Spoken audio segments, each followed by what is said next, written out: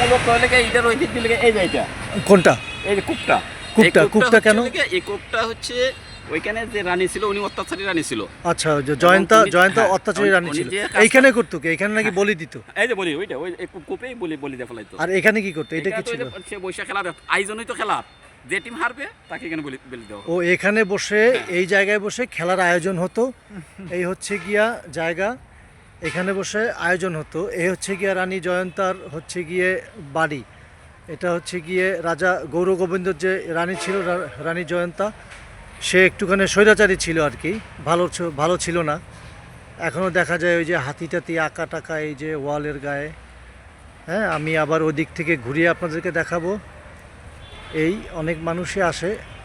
এই বেসিক যেটা ছিল সেটা হচ্ছে গিয়ে এই যে হচ্ছে আমরা ফ্রন্টে ঢুকলাম, সে এইখানে বসতো, এই জায়গাটায় সে বসতো, এই জায়গায় সে বসতো, এই রানী এখানে বসতো, এই জায়গাটায় বসতো, এই যে জায়গাটা, এখানে বসে রানী খেলা দেখতো কোথায়? এখানে বসে রানী খেলা দেখতো এইখানে যারা এখানে বসে খেলতো এদের। এর পরবর্তীতে রানী করতো কি, যারা খেলায় হারতো রানী তাদেরকে নিয়ে এসে এই কূপের মধ্যে বলি দিত। এটা এখানের যারা কাছাকাছি আছে, এই কূপের মধ্যে রানী তাদেরকে বলি দিত। এই যে কূপটা, এটা হচ্ছে গিয়া বেসিক কূপটা এই। আর এখানে বসে রানী হচ্ছে গিয়া খেলা দেখতো। এছাড়া এখানে অন্য কিছু দেখার মতো নাই।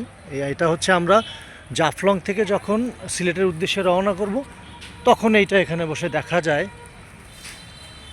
এই আমি আপনাদেরকে ফ্রন্টের বিশেষ দেখার যে জিনিসটা সেটা হচ্ছে গিয়ে তখনকার যে প্রাচীরগুলো ছিল, দেখেন প্রাচীরগুলো কিন্তু অনেক উঁচু, অনেক উঁচু। এই যে চারপাশ থেকে যদি দেখি প্রাচীরগুলো অনেক উঁচু, এবং এগুলো ছিল চুন সুরকির।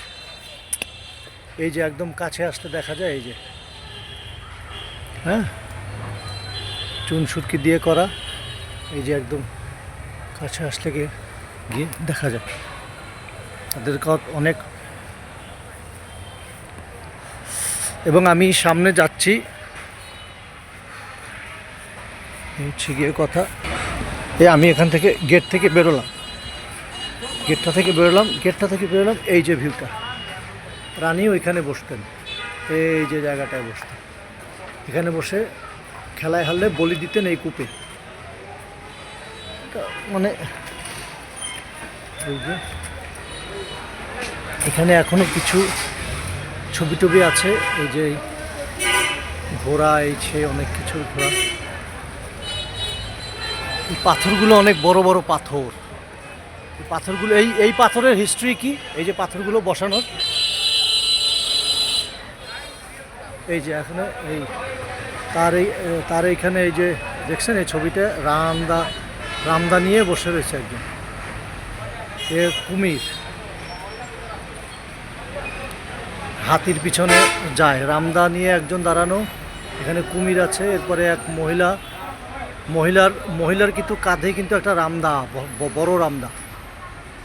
এরপরে এখান থেকে যায় একজনে হাতির পিছনে, সে আবার এই হাতি মারতেছে। হ্যাঁ, এই হচ্ছে গিয়ে